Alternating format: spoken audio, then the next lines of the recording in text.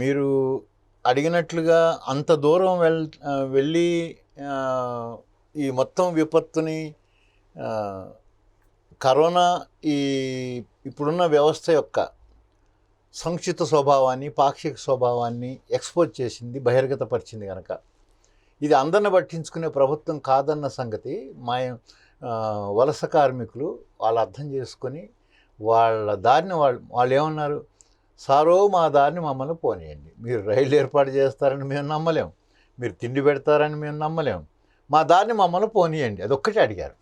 పాట కూడా అద్భుతంగా వచ్చింది దాని మీద. అయితే వీళ్ళెవరు మనల్ని కాపాడేవాళ్ళు కాదు ఈ ప్రభుత్వం అనే విషయం, యజమానులు కాపాడరు, ప్రభుత్వం కాపాడదు అని బయలుదేరి వెళ్ళినా ఎక్కడో ఒక చోట ఏమీ నిస్సహాయ స్థితిలో బయలుదేరినటువంటి ఆ సాహసికులకి సమాజంలో ఉండే ప్రజలు తోడ్పడతారు అన్న ఆశ ఉండి ఉంటుందండి. చాలా చోట్ల తోడ్పడ్డారు కూడా, ప్రభుత్వం కన్నా ఎక్కువ సహాయం ప్రజలు ఎన్జిఓసే చేశారు అని కూడా రిపోర్ట్స్ వచ్చింది. దీన్ని బట్టి నేనేమంటున్నానంటే ఈ అనుభవం వలస కార్మికుల ద్వారా బయటకు వచ్చినటువంటి ఈ వ్యవస్థ యొక్క పరిమితులు మొత్తం సమాజానికి వీళ్ళ ద్వారానే అర్థమైంది. మనం ఈ సహాయపడాలి, ప్రజల్లో ఇన్ని కోట్ల మందిని సహాయంతో ఆదుకునే వాళ్ళు కూడా కోట్లాది మంది ఉన్నారు అన్న విషయం మళ్ళీ ఒకసారి సమాజానికి మనం సమాజం యొక్క దాని ఏమంటాం, ఎంపతి అంటామా, సింపతి అంటామా, ఫ్రెటర్నిటీ అంటామా, అది ఉంది. ఈ పాలకులు ఈ ధనిక సంపన్న వర్గాలకు సంబంధించినటువంటి ఎవరైతే లూట్ చేసుకునేటువంటి అమానుషమైనటువంటి ఒక సెక్షన్ ఉన్నారో దానికి భిన్నంగా కాంట్రాస్ట్గా కోట్లాది మంది వలస కార్మికులను కాపాడి మరో కోట్లాది మంది సహానుభూతిని, సానుభూతిని, సహాయ సహకారాలను అందించగలిగినటువంటి వాళ్ళకున్న దాంట్లో మొన్న ఇప్పుడు సుజాత గారు ఇంకా ఇండస్ మార్టిన్ గారు వీళ్ళు 44 నేషనల్ హైవే మేడ్చల్ పాయింట్ మీద దాదాపు ఒక నెల 15 రోజులు ఈ మైగ్రెంట్ లేబర్కి చాలా ఉపయోగపడేది చేశారు. మన స్టూడియోలో వాళ్ళ అభిప్రాయాలను కూడా రికార్డ్ చేశాం. అందులో నుంచి ఒక అభిప్రాయం చెప్తాను మీకు. ఒక అతని దగ్గర అతని అకౌంట్లో 60 రూపాయలు 600 రూపాయలు ఉన్నాయి, కరెక్ట్ అంక గుర్తులేదు, 600 రూపాయలు 60 రూపాయలు ఉన్నాయి. ఆ 600 రూపాయలు పంపించి ఈ టైంకి నాకు ఇంతకంటే ఎక్కువ లేవు అని చెప్పి ఆ అకౌంట్లో ఇంతే ఉన్నాయని చెప్పి పంపించాడు అతను. ఇది చాలా తక్కువ అమౌంటు, నా దగ్గర ఇంతకంటే లేదు అని. 6 లక్షలు ఇచ్చిన వాళ్ళు కూడా ఉన్నారు, 600 ఇచ్చిన వాళ్ళు కూడా ఉన్నారు. నేను ఎందుకు ఈ రెండు ఒకేసారి చెప్తున్నాను అంటే 600 ఉండి ఒక్క పైసా కూడా ఉంచుకోకుండా మొత్తం ఇవ్వటానికి సిద్ధపడ్డాడు ఒక వ్యక్తి. తర్వాత తనకు కూడా అవసరాలు ఉంటాయిగా, తన అవసరం కంటే చాలా దీన స్థితిలో ఉన్న వీళ్ళ అవసరం ముఖ్యం అనుకున్నాడు అతను. 6 లక్షలు ఇచ్చినవాడు 60 లక్షలు నా దగ్గర ఉన్నాయి, ఇలాంటి సందర్భంలోనైనా మానవ జాతికి ఉపయోగపడకపోతే ఎందుకు ఈ లక్షలు అనుకొని అతను తన డబ్బులోంచి కొంత భాగాన్ని ఏమాత్రం సంకోచించకుండా ఇవ్వగలిగాడు. ఈ ఇద్దరి యొక్క సహాయాన్ని మన అకౌంట్లోకి తీసుకుంటే ప్రజలకు సహకరించుకున్నారు తప్ప ఈ దోపిడి దొంగలు కానీ, వీళ్ళని కాపాడేటువంటి రాజకీయ దొంగలు కానీ, ఈ దొంగల ముఠా ఏదైతుందో వాళ్ళు వేరు వీళ్ళు వేరు. India is not one, India is two, or the world is not one, world is two. కలవాళ్ళు లేని వాళ్ళని పట్టించుకోగలిగిన వాళ్ళు అనేటటువంటి సమాజం ఏదైతే ఉందో అది స్పష్టంగా అట్లా స్క్రీన్ మీద కనపడింది సార్. ఇందులోంచి నేను ఒక అనుభవాన్ని ఏం చెప్తున్నాను అంటే, ఎన్ని పుస్తకాలు చదువుతాము, ఎంతమంది బోధనలు విని తెలుసుకుంటాం, ఇది ఆచరణ నుంచి వచ్చిన అద్భుతమైన అనుభవం ప్రపంచానికి తేటతెల్లం చేసి పడేసింది. ఇందులోంచి నేను ఒక విషయాన్ని ఫోకస్ చేసేది ఏంటంటే, ఒక విధానపరమైన విషయం. ప్రజలకి ఎవరు తమ పక్షాన ఉంటారని తెలిసింది కానీ అనుభవంలో, ప్రభుత్వం అనుసరిస్తున్నది మన పక్షాన లేదు అని తెలిసింది కానీ, లేకపోవటం అని వెనకాల ఒక పాలసీ ఉంది అనేది, ఆ పాలసీ విషయం సామాన్య మానవుడికి అర్థం కాదు. ఏమిటి ఆ policy? Privatisation policy. Liberalisation, privatisation and globalisation. సరళీకరణ, ప్రైవేటీకరణ, ప్రపంచీకరణ అనే ఈ ఎల్పిజి అనేది ఒక పాలసీ మనకి 1990-91 నుంచి భారతదేశ ప్రభుత్వం అనుసరిస్తున్నది. దాదాపు 30 ఏళ్ళ నుంచి ప్రపంచవ్యాప్తంగా అది మొదలై ఇంకో 10 ఏళ్ళు వేసుకుంటే మొత్తం 4 దశాబ్దాలు 40 ఏళ్ళ నుంచి ఈ పాలసీ నడుస్తున్నది. ఈ పాలసీ ఒకటి మనం ఇక్కడ కౌంట్ చేసుకోవాలి సార్. ఒకటేంటి, పబ్లిక్ సెక్టార్ నుంచి ప్రైవేట్ సెక్టార్కి మారటం, సంక్షేమ రాజ్యం, సంక్షేమం సంగతి వదిలేసేసి సర్వం మార్కెట్ శక్తులకి దోచిపెట్టడం, ప్రజల్ని కేవలం ఓట్లేసే యంత్రాలుగా ఆ క్షణంలో డబ్బు ఇచ్చో సారా పెట్టో లేదా మతం మత్తు మందులోనో జాతి మత్తు మందులోనో జిమ్మిక్కులు చేసి గారడీలు చేసి మామూలుగా రాని మెజార్టీలు అవసరమైతే ఈఎంఐల ఎలక్ట్రానిక్ మిషన్లు కూడా వాళ్ళు కావాల్సిన చోట ఓట్లు వేయించుకొని చచ్చిపోయిందండి. ప్రజల యొక్క అభిమానంతో ఓట్లేసే పరిస్థితి చచ్చిపోయింది. రాజకీయ నాయకులకు కూడా ఈ 5 ఏళ్ల పాటు వాళ్ళని సాత్తు కూర్చోవాల్సిన అవసరం లేదు. చివరి నిమిషంలో ఒక బాటిల్ కాదు 2 బాటిల్ ఇద్దాం, ఒక్కట కాదు 2 కట్టలు ఇద్దాం అని చెప్పి మోసపూరితమైనటువంటి దగాకోరు రాజకీయ నాయకులు ఎట్లా వచ్చారంటే, ఎంత బాగా మోసం చేసి గెలవగలిగితే వాడు గొప్ప, అంతేగాని ఎంత సేవ చేసి గెలవగలుగుతాడు వాడు గొప్ప అనేది ఎప్పుడో పోయింది. అందుకని నేను పెద్ద గౌరవం ఇచ్చి మాట్లాడదలుచుకోవట్లేదు ఈ సోకాల్డ్ పొలిటీషియన్స్ అండ్ పొలిటికల్ పార్టీస్కి. అయితే ఈ సంక్షోభం పెట్టుబడిదారీ విధానాలు పాలిస్తున్న ఈ పాలకులని ప్రైవేటీకరణ పాలసీ వచ్చినవి వీళ్ళని సైడ్ లైన్ చేసేసి వీళ్ళందరినీ చెత్తబుట్టలో వేసేసే అవకాశం ఉన్నదా?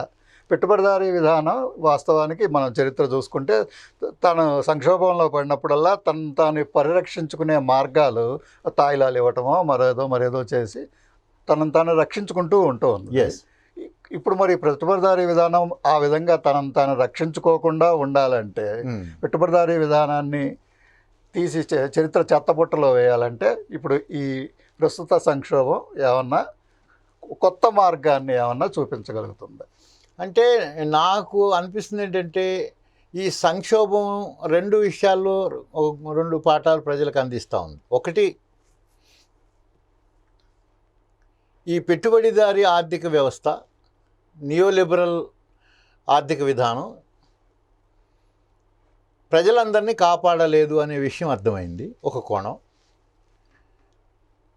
వాళ్ళు కూడా ప్రాణం కాపాడుకోవడం కోసం, ఉన్నోడు లేనోడు ఇంట్లో కూర్చొని ప్రాణం కాపాడుకోవడం కోసం కొన్ని నెలల పాటు లాక్డౌన్ ప్రకటించడం వల్ల ఆర్థిక వ్యవస్థ స్తంభించిపోయి లాభాలు సంక్షోభంలో పడి ఆర్థిక వ్యవస్థ కూడా సంక్షోభంలో పడింది. ఒకటి, పెట్టుబడిదారీ వ్యవస్థ పెట్టుబడిదారులను తప్ప ప్రజలందరినీ కాపాడదు, దీనికి ఒక సంకుచిత పాక్షిక స్వభావం ఉంది. ప్రజలందరినీ కాపాడే సోషలిస్ట్ స్వభావం కానీ, ప్రజలందరినీ కాపాడే ఒక్కడి కోసం అందరి కోసం ఒకళ్ళని సమిష్టితత్వం కానీ లేదనే విషయం ఎంత ఫోకస్ అయిందో, పెట్టుబడిదారీ వర్గం ఎవరైతే ఉన్నారో వాళ్ళ పెట్టుబడి ఇబ్బడిముబ్బడిగా ప్రతి నెలా పొందే లాభాలు కూడా రాకుండా సంక్షోభంలో పడినాయి. తిరిగి మళ్ళీ రీస్టార్ట్ చేయాలి అంటే లాక్డౌన్ ఎత్తేసి వాళ్ళంతటి వాళ్ళు ఈ వ్యాపారాన్ని సాగించలేని స్థితి, ప్రభుత్వం నుంచి సహాయం చేస్తే కానీ ముందుకు పోలేని స్థితి, ఆ పెట్టుబడిదారీ వ్యవస్థ కూడా సంక్షోభంలో పడింది. ఎందుకు పడుతుంది పెట్టుబడిదారీ సంస్థ? ప్రజలు వస్తువులు కొంటేనే, డిమాండ్ ఉంటేనే అక్కడ సప్లై ఉంటుంది. 10 మంది ఒక వస్తువును కొంటే, ఒక 100 మంది 10 వస్తువులను కొంటే, ఆ 10 వస్తువులను తయారు చేయడానికి ఒక కంపెనీ ఆ వస్తువుల్ని పెట్టుబడి పెట్టి తయారు చేస్తే ఆ 10 వస్తువులు అమ్ముకుంటే వాడు 10 లక్షల లాభం వస్తుంది. It is a system. ఈ సిస్టమ్ స్తంభించిపోయినప్పుడు పెట్టుబడిదారీ వ్యవస్థ అయినా సరే, ఏ వ్యవస్థ అయినా సంక్షోభంలో పడింది. ఈ సంక్షోభం నుంచి బయటపడటం కోసం అది చేసే ప్రయత్నాలు ఈ ప్రభుత్వాలు ఎట్లా చేస్తున్నాయి? ఒకటి, ప్రజలు సంక్షోభంలో పడ్డారు, పెట్టుబడిదారులు సంక్షోభంలో పడ్డారు. ఇద్దరిని కాపాడదాం అనుకుంటుందా? ఎక్కడైతే ఆరోగ్యాన్ని పట్టించుకోకుండా ప్రైవేటైజ్ చేస్తున్నారో, కాపాడేటప్పుడు కూడా మళ్ళీ పెట్టుబడిదారులను కాపాడుతూ కార్మికులను బలిపశువులు చేయాలని చూస్తున్నారు. దానికి ఉదాహరణ ఏంటంటే, మన దేశంలో కార్మిక చట్టాలు, కార్మిక హక్కులన్నింటిని రద్దు చేసేసి 6 గంటలు 8 గంటల పని దినాన్ని 12 గంటలకు పెంచి వాళ్ళకి వైద్య సదుపాయము, మిగతా సదుపాయాలు ఏమీ లేకుండా చేసి, కనీస సదుపాయాలు ఉన్నాయో లేదో కూడా అధికారులు చెక్ చేసే అధికారాన్ని తొలగించేసి తక్కువ వేతనాలతో చౌకగా చీఫ్ లేబర్గా వాళ్ళ యొక్క శ్రమలను తీసుకొని ఎక్కువ డబ్బులు కార్మికుల కోసం ఖర్చు పెట్టాల్సిన అవసరం లేదు. పెట్టుబడిదారులకు లాభం ఎక్కువ వస్తుంది దీంతో. అట్లా అయినందువల్ల తక్కువ పెట్టుబడి పెట్టి ఆ వస్తువును తయారు చేసి మార్కెట్లో అమ్ముకుంటే ఎక్కువ లాభం వస్తుంది కనుక. అంటే వాడి లాభం వాడికి తగ్గకుండా ఉండాలి అంటే కార్మికుడు కడుపు కొట్టాలి. కొడుతున్నప్పుడు అట్టెట్లా చేస్తున్నావు అంటే, అట్లాగే చేస్తా, నీకు దిక్కునగాడు చెప్పుకో, అది మేము ఓట్లేసిన ప్రభుత్వం ఉంది, అది మా దగ్గరే ఉంది. ఓట్లేసిన ప్రజల కోసం ఉండదా ప్రభుత్వం? ఈ పెట్టుబడిదారుల బూట్లు నాకేటటువంటి పని చేస్తుంది, మాకు ఊడిగం చేస్తుంది. ప్రధానమంత్రి కూడా ఏమన్నాడు? నేను ప్రధానమంత్రి కానీ ప్రధాన సేవకుడు అన్నాడు. పాపం ప్రజలు అనుకున్నారు ప్రజాసేవకుడని. కాదు, ఎవరి సేవకుడు అర్థమవుతుంది కదా. సో ఇది అగైన్ 20 లక్షల ప్యాకేజీలోనే తెలిసిపోయింది. సో అనదర్ పాయింట్ సార్ ఇది. 20 లక్షల కోట్ల ప్యాకేజ్. ఈ సంక్షోభంలో ప్రజలను కాకుండా పెట్టుబడిదారులనే కాపాడి కార్మికులు బలిపశువులు చేసి, అదేమంటే నియంత్రించి చట్టాల ద్వారా అరెస్టులు చేయటం, లాఠీచార్జ్ చేయటం, కాల్చి చంపడం దాకా వెళ్తుంది ఈ ప్రభుత్వం అనేది కూడా వస్తుంది. దీన్ని నేను ఏమంటున్నానంటే, పెట్టుబడిదారీ వ్యవస్థ సంక్షోభంలో పడి ఇక అది ముందుకెళ్ళలేక అది మనుగడ కోల్పోయి సోషలిజం ఆటోమేటిక్గా వచ్చేస్తుందా అంటే అట్లా రాదు. పెట్టుబడిదారీ వ్యవస్థ దెబ్బతిన్నది మళ్ళీ పుంజుకోవడం కోసం అందరి ఆయువులన్నీ తీసుకొని వాళ్ళు నిలబెట్టడం కోసం ప్రభుత్వం ప్రయత్నం చేస్తుంది. అదేమని అడిగితే ప్రజలను అణిచివేయడం కోసం ప్రజాస్వామ్యాన్ని ఎత్తేసేసి ఫాసిజాన్ని తీసుకొస్తుంది. ఆ రకంగా అది సంక్షోభాల నుంచి బయటపడి సస్టైన్ అయ్యి అందుకోసం ప్రజల యొక్క హక్కుల్ని బలి చేసినటువంటి పద్ధతిలో ఫాసిస్ట్ పద్ధతిలో పోయిన తర్వాత దాన్ని ఎదుర్కొని కూడా ప్రజలు తిరుగుబాటు చేస్తారు. నేను అంటున్నా, ఈ నిర్బంధాన్ని ఫాసిజాన్ని ఎట్లా ఎదుర్కొని వస్తారు అంటే 20,000 కిలోమీటర్లు ఏం ఆశ ఉందని నడుచుకుంటూ వెళ్ళారో ఆ సాహసం నుంచి వస్తారు.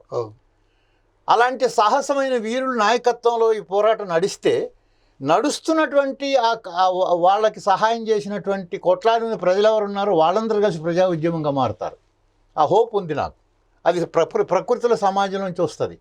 కానీ ఇక్కడ నేను ఏమనేది ఏంటంటే, పెట్టుబడిదారి విధానం ఈ రకంగా మార్పు ఫెయిల్ అయింది. ఆ సందర్భంలో సోషలిజం వస్తుందా అని అన్నప్పుడు నాకు ఒకటి అనిపిస్తుంది ఏంటంటే, ఈ తీవ్రమైన బాధలే నేను చెప్పినట్లుగా ఆశాజనకమైన వాతావరణం దానంతటా తీసుకురావండి. ఎప్పుడు కూడా ఒక సిద్ధాంతము ఆలోచన ప్రజల్ని భౌతిక శక్తిగా మార్చిన తర్వాత వాళ్ళని ఆర్గనైజ్ చేసి ఆర్గనైజేషన్ కావాలి. ఆర్గనైజేషన్ అంటే ఏ పార్టీ అనేది అనే ఒక ముక్కలో అనేది కాదు, దానికి ఒక పాలసీ కావాలి. ఇప్పుడు ఏం పాలసీ, ఏ రాజకీయ విధానంతో వీటిని ఎదుర్కోవాల్సిన అవసరం ఉంది అనేది ఆలోచనలోకి రావాలండి. మా మిత్రుడు ఒక అతను ఉండేవాడు, ₹2 కిలో బియ్యం అమ్ముతున్నప్పుడు అతను ఒక మాట అనేవాడు, ₹10 కిలో బియ్యం అమ్మే రోజు వచ్చిన రోజునే దేశంలో విప్లవం వస్తుంది అనేవాడు. 10 పోయింది, 20 పోయింది, 30 పోయింది, ఇప్పుడు 50-70 రూపాయలకి వచ్చింది. అందుకని మన కొంతమంది సోషలిస్టులు కానీ ఇట్లా ఆచరణతో సంబంధం లేని ఆశాభావంతో మాట్లాడేవాళ్ళు కానీ, లేదంటే దానంతరం అదే వస్తుంది అని. ఇప్పుడు మార్క్సిజం కానీ ఏయిజం అని ఏం చెప్తుందంటే, ఈ ధనికులకి పేదలకి మధ్య ఉన్న వైరుధ్యం ఉన్నప్పుడు ఏకాభిప్రాయం ఉండదు, ఘర్షణ ఉంటుంది. ఈ ఘర్షణలోంచి ఒక మార్పు సమాజంలోంచి వస్తుంది అనేది ఒక సూత్రం చెప్తుంది. సూత్రం చెప్పిన ఆ సూత్రాన్ని ఆర్గనైజ్ చేయడానికి ఒక విధానం ఉండాలి కదా. ఈ విధానం దగ్గర నేను ఒక 3 షేడ్స్ చెప్తాను. ఒక 3 షేడ్స్, 3 రకాల ఛాయలు. కొంతమంది ఏమంటున్నారంటే, ప్రభుత్వానికి విన్నవిస్తున్నారు, పులి నువ్వు గడ్డి తిను, ఇదిగో ఇట్లా మాంసం తింటే రోగాలు వస్తున్నాయి, శాకాహారం తినటువంటి బ్రాహ్మలే ప్రపంచానికి మార్గదర్శకులు అని చెప్పి మన జొన్న విత్తులో ఒక విష విత్తు పడేస్తూ ఉన్నాడు. ఆయన మాటిని పులులు కూడా మాంసం తింటే మానేసేసి శాకాహారం తినాలి అని చెప్తే పులి తింటుందా? ఆవు దగ్గరికి వెళ్ళి, కాదు నువ్వు మాంసం తినాలి, రోగనిరోధక శక్తి రావాలంటే కేసీఆర్ చెప్పినట్లుగా బలమైన కోళ్ళు తినాలి, మేకలు తినాలి, కనుక నువ్వు కూడా అవి తినని చెప్పి ఆవు దగ్గరికి పోయి చెప్తే ఆవు అది చేస్తుందా? ఈ 2 జరగవండి. కానీ ఈ సమాజంలో కొంతమంది పత్రికలు చూస్తున్నాము, అనేక సందర్భాల్లో వ్యాసాలు చూస్తున్నాము, కొన్ని ప్రసంగాలు చూస్తున్నాము, వీళ్ళకే వాళ్ళు సూచనలు చెప్తున్నారు. ఏమని? ఇదిగో ప్రైవేట్ రంగంలో వైద్యం ఉన్నందువల్ల ఈ పరిస్థితి వచ్చింది, వైద్యాన్ని పబ్లిక్ సెక్టార్లోకి మార్చండి, కనీసంగా ఈ పని చేయాలి. నేను ఇక్కడి నుంచి మొదలు పెడుతున్నాను. పెద్ద అంగలేయటం అనేసి దానికంటే కూడా ఈ పని ఎంతవరకు చేయనిస్తాము అనే దాన్ని బట్టి, ఈ పని చేయకపోతే నువ్వు అన్నట్టు సోషలిజం తీసుకొచ్చి విప్లవం కూడా తెద్దాం. ముందు స్టార్ట్ విత్ దిస్ జాతీకరణ. స్పెయిన్ అనే ఒక దేశం ఈ సందర్భంలోనే కరోనా వచ్చిన తర్వాతనే మొత్తం వైద్యాన్ని నేషనలైజ్ చేసింది, అంతకుముందు ప్రైవేటైజ్ చేసింది. అది ప్రైవేటీకరణ అనేది ప్రజలందరినీ కాపాడలేదనే గుణపాఠం తీసుకొని వెంటనే స్పెయిన్ అనే దేశంలో జాతీయకరణ చేశారు. ఈ గుణపాఠం స్పెయిన్ దేశానికి చెప్పినటువంటి గుణపాఠం అన్ని దేశాలకు చెప్తుంది కదా కరోనా. అన్ని దేశాల సంగతి అట్ల నుంచి భారతదేశం తీసుకుంటుందా, తీసుకోమని అడగగలమా, అడగటానికి మనం ఒత్తిడి తీసుకొచ్చే ఉద్యమంగా మార్చగలమా, అక్కడిని స్టార్ట్ చేద్దాం. కానీ అసలు అట్లాంటి సూచనలు ఇచ్చి కూర్చుంటున్నారు తప్ప వీళ్ళు అసలు దానికి సూచనలు ఇవ్వటం ఏంటి? వాళ్ళు దీనికి భిన్నంగా ఏం చేస్తున్నారంటే డిజాస్టర్ మేనేజ్మెంట్ అనే ఒక విధానం ఉంటుందట. ఇప్పుడు పెట్టుబడిదారు వ్యవస్థలో అది కూడా చర్చకు వస్తుంది. మొన్న టంకశాల అశోక్ గారు ఒక వ్యాసం రాశారు, ఇది నమస్తే తెలంగాణలో. అందులో చికాగో స్కూల్ ఆఫ్ థాట్ ఏమిటది? విపత్తులోనే ప్రజలు షాక్లో ఉంటారు. సాధారణ పరిస్థితుల్లో ప్రజలను ఎత్తిన రుద్దలేని దుర్మార్గమైన పాలసీలు షాక్లో ఉన్నప్పుడు వీటిని చొప్పించాలి. అప్పుడు తిరుగుబాటు కూడా చేయలేరు. కోమాలో ఉన్నప్పుడు ఆస్తి రాయించుకోవాలన్నట్టుగా దుర్మార్గమే. మరి దోపిడీ వర్గం అంటేనే దుర్మార్గం కదా. మన మోడీ గారి చీఫ్ ఎకనామిక్ అడ్వైజర్స్ ఆ స్కూల్ ఆఫ్ థాట్ నుంచి వచ్చిన వాళ్ళు. ఇది మోడీకే కాదు, ట్రంప్కి కూడా అదే సలహా ఇచ్చేవాళ్ళు ఉన్నారు. ఇప్పుడు వీళ్ళిద్దరూ ఒక్కరికొక్కళ్ళు ప్రపంచానికి నేను మార్గదర్శి అంటే మార్గదర్శి కాళ్ళు తొక్కుకుంటున్నారు. ఇద్దరు మార్గదర్శులు అని చెప్పి పోటీ పడుతున్నారు. ఈ మార్గం ఏంటంటే నేనంటున్నా ఇది కేవలం జోకేసుకునేది కాదు, ఇది ఒక మార్గంగా ముందుకు రాబోతున్నది. ఈ సందర్భంలోనే మనం చేయాలని ఇది లోకనీతి కూడా ఉందండి. కేవలం వీళ్ళు ఒక చికాగో స్కూల్ ఆఫ్ థాట్ నుంచి వచ్చింది అని అనుకుంటే అక్కర్లేదు. చింతకింద ఎల్లయ్య కూడా ఇలాంటి సూచనలు ఇవ్వగలడు. మన సామెతలు ఉన్నాయి. ఇల్లుగాలి ఒకళ్ళు ఏడుస్తుంటే అయ్యో బియ్యం సహాయం చేద్దామా అనడానికి, బట్టలు సహాయం చేద్దామా కట్టుకోవడానికి, తాటాకులు బొంగులు సహాయం చేద్దామా మళ్ళీ ఒక గుడి చేసుకోవడానికి అని అందరూ ఆలోచిస్తారు కదా. కొందరు బొగ్గులు ఏరుకుందామని ఆలోచిస్తారు ఇల్లు కాలిపోయిన చోట. ఇంతకుముందు కూడా మనం ఒకసారి చెప్పుకున్నాం, వరద వచ్చిన కోమటి వామెక్కి లాభాన్ని తిరిగి వచ్చాడని. నేను ఈ రెండింటిని అప్లై చేయండి. విపత్తు వచ్చినప్పుడే ఇలాంటి విధానాన్ని కలకని. ఎప్పుడు కూడా కార్మిక చట్టాలను ఇంత దుర్మార్గంగా రద్దు చేసిన చరిత్ర లేదు. ఇప్పుడు ఎందుకు చేస్తున్నారు? అవును, ప్రభుత్వం పెట్టుబడిదారులకి కంపెనీకి ఆర్థిక సహాయం చేయాలంటే మా దగ్గర డబ్బు లేవు, ఉన్న డబ్బు అంతా కూడా ప్రధానమంత్రికి ఒక ఇల్లు, ఉపరాష్ట్రపతికి ఒక ఇల్లు, కొత్త పార్లమెంట్ భవనానికి ఒక ఇల్లు కట్టిస్తున్నాం, డబ్బు మా దగ్గర లేదు కనుక కార్మికులే త్యాగం చేసి 25,000 కోట్లతో పెద్ద ప్లాన్ చేస్తున్నారు ఢిల్లీలో కొత్త నిర్మాణాల కోసం. కానీ కార్మికులే జీతాలు తగ్గించుకొని మీరు త్యాగం చేసేసి పెట్టుబడిదారులను కాపాడితే కంపెనీ నడిస్తే మీకు ఉపాధి ఉంటుంది, ఉపాధి నడిస్తే మీకు ఇల్లు గడుస్తుందని చెప్తున్నారు. ఈ విధానం మీరు చెప్పినట్టు తక్షణ సమస్య కాబట్టి ప్రజల్ని చైతన్యం చేయడానికి, ప్రజల ద్వారా ఒత్తిడి చేయడానికి కూడా ఈ వైద్య రంగాన్ని ముందు మీరు ప్రభుత్వ ఆధ్వర్యంలోకి తీసుకురండి అని మొదలు పెట్టడానికి మంచి అవకాశం ఉంది. అట్లా మొదలుపెట్టి ప్రజల తక్షణ సమస్య కాబట్టి వాళ్ళు కూడా స్పందిస్తారు. అట్లా మొదలుపెట్టి రెండోది, ఇప్పటికే సంపద పోగేసుకున్నటువంటి వాళ్ళు ఎవరి దగ్గర ఉన్నారో వాళ్ళ దగ్గర సంపద నుంచి ట్యాక్స్ వసూలు చేయాలి.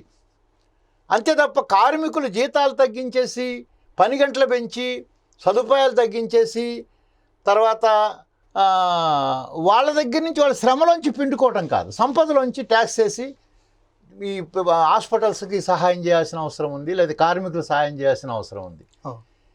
ఈ సంస్కరణలని వాళ్ళ మీద డిమాండ్స్గా తప్ప అవి చేస్తుందని కాదు. మరొక వైపున ఈ పెట్టుబడిదారీ వ్యవస్థ మరింత నిర్బంధంగా మనల్ని దోచుకు తింటమే తప్ప ప్రజలందరి కోసం గుణపాఠం తీసుకునే స్వభావం దానికి లేదు మౌలికంగా. కనుక పబ్లిక్ సెక్టార్ పాలసీ అనేది కేవలం పబ్లిక్ సెక్టార్ పాలసీ అనేది విడిగా ఒక పాలసీగా ఉండదు.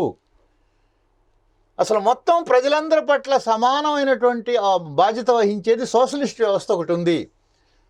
ఆ సోషలిజం అనేది దీనికి ఆల్టర్నేటివ్గా రావాల్సిన అవసరం ఉంది. ఇది ఒకటి మనం ప్రచారం చేయాల్సిన అవసరం. భావజాలం ఇప్పుడు తెలంగాణ రావడానికి ముందు ఆంధ్ర వలస పెత్తనం పోయి తెలంగాణను మనమే పరిపాలించుకుంటే తప్ప తెలంగాణ అభివృద్ధి చెందదు అని ఒక విధానం ప్రజల యొక్క తెలంగాణ ఆకాంక్షని ఒక భౌతిక రాజకీయ శక్తిగా మారిస్తేనే ఆ రాష్ట్రాన్ని సాధించుకోగలిగాం. అందుకని ఇప్పుడు రెండు పనులు చేయాలి.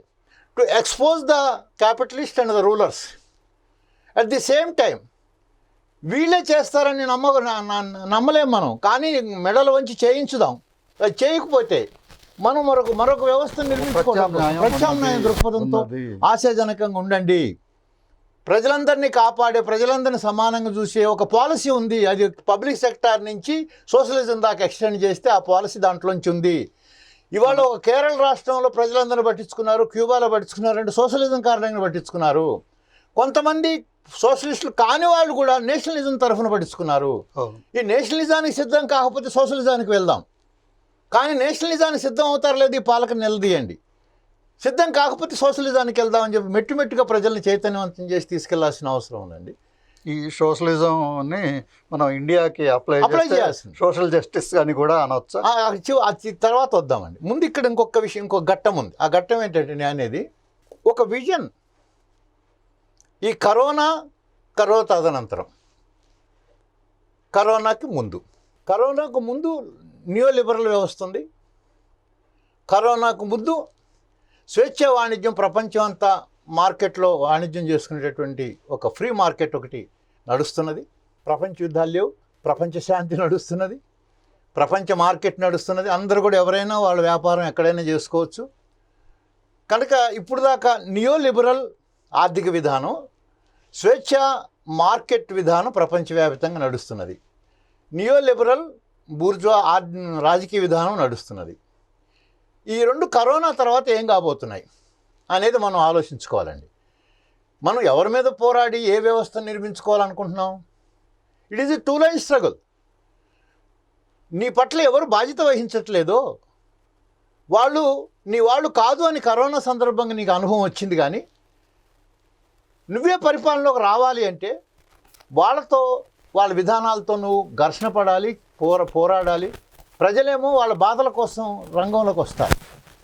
కానీ వాళ్ళకు ఒక మార్గం చూపించే, భవిష్యత్తు మార్గం చూపించేటటువంటి ఒక విజన్ ఉన్నటువంటి మార్గదర్శులు ఎవరైతే ఉంటారో వాళ్ళు ఒక విధానంతో ప్రజల ముందుకు రావాలి. ఈ విధానకర్తల్లోనే కన్ఫ్యూజన్ ఉందండి. ఈ విధానకర్తలు ఏమనుకుంటున్నారు, ఇక నియో లిబరలిజం ముందుకు పోదు, ఈ పెట్టుబడిదారి ఆర్థిక వ్యవస్థ అనేది ముందుకు పోదు, ఇక అక్కడ ఆగిపోతుంది. నేను అట్లా అనుకోవట్లేదండి. ఒక మార్పు రాబోతోంది. అది కూడా దృష్టిలోకి తీసుకుని విధానకర్త ప్రజలను చైతన్యపరచాలి. ఏం రాబోతుంది ఇప్పుడు గమనించండి. చైనా వస్తువులు ఎక్కడ ప్రపంచంలో వాళ్ళు అమ్మటానికి మీరు అనుమతించొద్దు. చైనాలో ఉండేటువంటి కంపెనీలన్నీ అక్కడ పెట్టొద్దు, వెనక్కి తీసేసుకోండి. చైనాకి పోవద్దు, చైనా వాళ్ళని రానియొద్దు. ఇది ఇండియాలో కూడా మొదలైంది. చైనా వస్తువుల్ని, చైనా యాప్ని, జూమ్ యాప్ని కూడా ఆపేయండి అని. ఇది ట్రంప్ కూడా నిషేధాలు విధిస్తాం. చైనా వస్తు బహిష్కరణ అని ముఖ్యంగా కొన్ని ఇంగ్లీష్ ఛానల్స్, మోడీ అనుకూల ఇంగ్లీష్ ఛానల్స్ ఒక ప్రచారోద్యమంగా కూడా మొదలుపెట్టినాయి. ఇప్పుడు దాకా మరి చైనాతో సహా అన్ని దేశాలు ప్రపంచంలో వ్యాపారాలు చేసుకుంటున్నాయి కదా. ఇక నుంచి ఫ్రీ మార్కెట్ విధానం ఉండబోతుందా, ఉండబోవట్లేదా అనేది మనం గమనంలో తీసుకోవాలి. ఫ్రీ మార్కెట్ అనేది ఇక ఉండబోవటం లేదు. ఫ్రీ మార్కెట్ ఉండకపోవటమే కాకుండా ఇప్పుడు నడిచినటువంటి స్వేచ్ఛ వాణిజ్యం తాలూకు వరల్డ్ మార్కెట్, గ్లోబలైజేషన్ వల్ల నడిచిన వరల్డ్ మార్కెట్ వల్ల బాగా అభివృద్ధి చెందిన వాడు ఇంకా అభివృద్ధి చెందుతాడని, వెనకబడినటువంటి వాడిని అక్కడే ఉంచవచ్చు అని చెప్పి ఒక మోసపూరితమైనటువంటి ఒక కుయుక్తితో కూడుకున్నటువంటి ఆలోచనతో ఈ విధానకర్తలు తీసుకొచ్చి ప్రవేశపెట్టారు.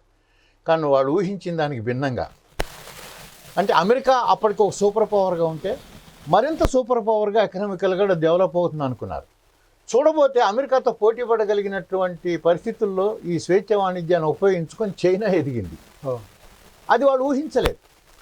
ఫర్ ఎగ్జాంపుల్ చెప్తున్నానండి, చైనా అమెరికాతో పోటీ పడగలిగినంతగా ఈ స్వేచ్ఛ వాణిజ్యాన్ని ఉపయోగించుకొని ఎదుగుతుందని వాళ్ళు ఊహించలేదు. ఎదిగింది.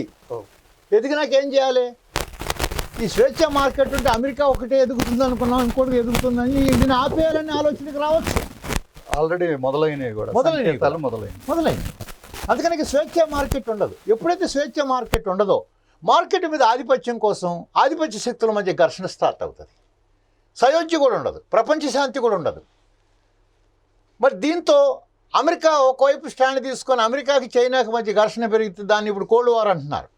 ఇంతకుముందు చాలా సంవత్సరాల పాటు రష్యాకి అమెరికాకి కోల్డ్ వార్ జరిగింది. కోల్డ్ వార్ జరగటానికి ముందు వరల్డ్ వార్ జరిగింది. వరల్డ్ వార్కి మరి అది హాట్ వారం, ఇది కోల్డ్ వారం నాకు అర్థం కావట్లేదు. కానీ ఈ కోల్డ్ వార్ మళ్ళీ స్టార్ట్ అవుతుందని, చైనాకి అమెరికాకి మధ్య మొదలైన కోల్డ్ వార్లో ఇండియా జొరబడొద్దు, మీరు కాలిపోతారంటున్నాడు చైనా. ఏంటి పరిభాష? మరి విధానకర్తలారా, సిద్ధాంతకర్తలారా, ఒకసారి ఈ ధోరణి చూడండి. పోస్ట్ కరోనా తదనంతర పరిస్థితులు ఫ్రీ మార్కెట్లు ఉంచబోవట్లేదు. ప్రపంచ దేశాల మధ్య ఆధిపత్య పోటీ పెరుగుతుంది తప్ప సయోధ్య ఉండబోవట్లేదు. ఇది రాను యుద్ధానికి దారితీసినా కానీ దారితీయవచ్చు. ఈ లోపల ఏమవుతుంది? ఒక ఇండియా అమెరికా పక్షాన చేరబోతుంది, చైనా పక్షాన పాకిస్తాన్ చేరబోతుంది. ఇండియాకి పాకిస్తాన్కి పచ్చిగడ్డేస్తే వండుతుంటుంది ఎప్పుడు. కనుక మన సరిహద్దు దేశం చైనాకు వైపుకి వెళ్తుంది, మన ఒక దేశం ఇటు వెళ్తుంది, మరి నేపాల్ చైనా వైపుకి వెళ్తుంది. మనం భారతదేశంలో ప్రజా వ్యతిరేక విధానాలు అనుసరిస్తున్నటువంటి మోడీ ప్రభుత్వానికి వ్యతిరేకంగా కొట్లాట ప్రారంభించగానే ఆటోమేటిక్గా అమెరికాకి వ్యతిరేకంగా కూడా కొట్లాడాల్సిన స్థితికి మనం వెళ్తాం. దీన్నే నేను ఒక మాటలో ఏమంటున్నానంటే, ప్రపంచ దృక్పథమే మారిపోతుందని మొదటే చెప్పాను నేను. ఈ కరోనా ఇప్పుడు ప్రపంచ దృక్పథాన్ని మార్చేస్తుంది. ఈ మార్చేసే క్రమంలో రెండు విషయాలు అనుకొని మనం ఒక కంక్లూజన్కి వద్దాం. ఇప్పుడు ప్రపంచ కార్మికులారా ఏకం కండి, పెట్టుబడిదారు వ్యవస్థ ఎప్పుడైనా మన పొట్ల కొడుతుంది, మన బాధలు పెడుతుంది, ఇది బాగు చేయదని అని చెప్పి మార్స్ మహనీయుడు ఎప్పుడో చెప్పాడు. ప్రపంచ కార్మికులారా ఏకం కండి, ప్రపంచ పెట్టుబడిదారీ వ్యవస్థను అది ఏ అవతారం ఎత్తినా కానీ అన్ని అవతారాలని భూస్థాపితం చేయండి. ఇక ఇప్పుడు మార్స్ లేడు. మార్క్సిజం చెప్పినటువంటిది 100 ఏళ్ల తర్వాత ఇవాళ కరోనా చెప్తుంది ఇంకో రూపంలో, మార్క్స్ రూపంలో. ఇప్పుడైనా ప్రపంచ కార్మికులారా ఏకం కండి, ఈ పెట్టుబడిదారీ వ్యవస్థ తాలూకు పిల్లి మొగ్గల వేషాలు నమ్మకండి. నియో లిబరలిజం లేదు, అంతా కూడా ఫాసిజం అండ్ ఇంపీరియలిజం అండ్ ఎక్స్‌ప్లాయిటేషనిజం, ఇంకేముంటుంది దాంట్లో. ఏ పేర్లు పెట్టినా కానీ ఆ పేర్లను తీసుకెళ్ళి చెత్తపట్లో పడేయండి. మొత్తం కూడా కట్టకట్టి దాన్ని వ్యతిరేకించడం కోసం ప్రపంచ ప్రజలు ఏకం కండినటువంటి ఒక బిగ్ బాంగ్ లాంటి ఒక పెద్ద గొంతు ముందుకు రావాల్సిన అవసరం ఉంది, వస్తుంది కూడా. అందుకని నేనేమంటున్నానంటే, ఈ విధానంలో భాగంగా వచ్చేటటువంటి పరిణామాన్ని మనం ఇదే ప్రభుత్వానికి పాలకులకి చెప్పే ముందు ఇండియాను గురించి మనం ముఖ్యంగా ఆలోచించుకోవాలండి. ప్రపంచంలో ప్రతి వ్యక్తి ఏదో ఒక వర్గానికి చెందినాడని మార్క్స్ చెప్పిన మాట నిజమే, కానీ ఇక్కడ ఇండియాలో ఆ ప్రతి వ్యక్తి ఏదో ఒక కులానికి కూడా చెంది ఉన్నాడు అని అంబేద్కర్ చెప్పాడు. ఎప్పుడైతే ఈ దేశ పరిస్థితి ఇట్లుందో, ప్రపంచ కార్మికులారా ఏకం కండి అంటే ప్రపంచం ఎక్కడ లేని కుల వ్యవస్థ ఇక్కడ ఉంది. ఇక్కడ ప్రపంచ కార్మికులు ఏకం కండి అనే పిలుపు, మార్క్స్ ఇచ్చిన పిలుపు ఇండియాలో యథాతథంగా అమలు కాదన్నాడు అంబేద్కర్ కుల నిర్మూలన గ్రంథంలో చివరి చాప్టర్లో చెప్తాడు. ఎందుకు కాదు అంటే, ఇక్కడ డివిజన్ ఆఫ్ లేబరే కాదు, డివిజన్ ఆఫ్ లేబరర్స్, శ్రమ విభజనే కాదు, శ్రామికుల విభజన కూడా జరిగింది. అంటరాని కార్మికులు, అంటుకునే కార్మికులు, ఈ ఇద్దరి మధ్య అంటరానితనం అడ్డు కూడా కట్టింది. అందువల్ల ఇది ఇరువైపులో ఉండేటువంటి కార్మికులు ఇద్దరు మనసొప్పి స్నేహభావంతో, సోదరభావంతో ఒక చోట కలిసి ఉండలేరు, ఒకే రకమైన తిండి తినలేరు, ఒకళ్ళ పక్కన ఒకళ్ళ పడుకోలేరు, ఒకళ్ళ పిల్లను ఇంకొకళ్ళు పెళ్లి చేసుకోలేరు. చూసారా? జీవన విధానంలోనే తిండి దగ్గర కలవరు, బట్ట దగ్గర కలవరు, పెళ్లి దగ్గర కలవరు, సావు దగ్గర కలవరు. అసలు ఊళ్ళోనే అందరు కలిసి ఒక ఊళ్ళో పక్క పక్కన ఉండి సావరు. ఊరొకటి, వాడొకటి. How to unite this? కనుక అస్పృశ్యతని నిరసించి మనమందరం మనుషులమే సమానత్వం కోసం ఉండాలి అనే ఒక ఆలోచన చేసేటటువంటి సామాజిక మార్పు కూడా ఇండియాలో కావాలి. ఇప్పుడు మరొక వైపున ఏం చెప్తున్నారు కొంతమంది, బ్రాహ్మణాచారం సదాచారం అని చెప్పి మాట్లాడుతున్న వాళ్ళు. 1-2 వాక్యాలు చెప్తాను మీకు. పనికి మాలినదన్న బ్రాహ్మణాచారమే మానవాళికి నేడు మకుటమయ్యే, చాదస్తం అనుకున్న సాంప్రదాయం ఇప్పుడు మరణమ్ము తప్పించు మార్గమయ్యే, తప్పుల తడకన్న తగలబెట్టెదమన్న తత్వంబు ధర్మమ్ము అంటే మన ధర్మం, విశ్వమునకే ప్రాణ భిక్షమయ్యే, దూరముండుటన్న మాటయే అపమృత్యు మంత్రమయ్యే, సకల దేశ విధానాలు వికలమయ్యే, భారతదేశ సంస్కృతి ప్రకటమయ్యే. కనుక ఇకనైనా ఈ బ్రాహ్మణ సంస్కృతిని ఇండియాలో ఉండే భారతీయులందరూ, ప్రపంచ ప్రజలందరూ అనుసరించమంటున్నారు. దీంట్లోంచి ఏం నేర్చుకుందాం మనం? కరోనాని ఇవాళ నేను ఆంధ్రజ్యోతిలో వ్యాసం రాశాను. కరోనా కల్పిస్తున్న దూరం సామాజిక దురాచారం కాదది, శాశ్వతము కాదు. కరోనాకి దూరాన్ని శాశ్వతం చేసే శాశ్వతీకరణ లక్షణం లేదు, వ్యవస్థీకృత లక్షణం కూడా లేదు. అంతేకాకుండా అది తాత్కాలికమైన అపాయం నుంచి తప్పించి ఒక సదుపాయంలాగా పనిచేస్తుందని రాశాను నేను. కానీ వీళ్ళు ఏమంటున్నారు, ఆ దూరంగా ఉండటమే ప్రపంచం అందరూ కూడా చేయాల్సిన అవసరం ఉండదు. ఆహ్వానిద్దామండి. మనుషులు దూరంగా ఉండమని చెప్పే సమాజం ఒకటి ఉందే. మనుషులు సహజమైనటువంటి స్వభావం ఏంటి? మనిషి సంఘజీవి. మనిషి కుటుంబం లేకుండా, మనిషి సమాజం లేకుండా బతకలేడు. మనిషి, కుటుంబము, సమాజం, ఇది మొత్తం కలిస్తేనే మొత్తం ప్రపంచం, మానవాళి. అలాంటిది మీరు మనిషికి మనిషి దూరాన్ని పాటించండి అని చెబుతున్నారు అంటే ప్రకృతికి విరుద్ధం, మానవ స్వభావానికి విరుద్ధం. ఇట్లాంటి కుల వ్యవస్థ ఇండియాలో ఉందండి. అందుకని నేనేమంటున్నానంటే ప్రపంచానికి ఈనాడు సోషలిజమే ప్రత్యామ్నాయం, పబ్లిక్ సెక్టార్ విధానమే ప్రత్యామ్నాయం అనుకున్నప్పుడు ఇక్కడ ఈ కులాల అసమానతలను పోగొట్టగలిగిన ఒక అద్భుతమైనటువంటి ఆర్థిక వ్యత్యాసాలని, వర్గ వ్యత్యాసాలను పోగొట్టడానికి అందరినీ సమానంగా చూడేటువంటి సోషలిజం ఎట్లా ఉందో, అందరినీ చూసే సామాజిక న్యాయం, అన్ని సామాజిక వర్గాలని సమానంగా చూసే న్యాయం ఒకటి ఉందండి, సమన్యాయం. ఆ సామాజిక న్యాయాన్ని మనం హైలైట్ చేయాలి. It is an alternative.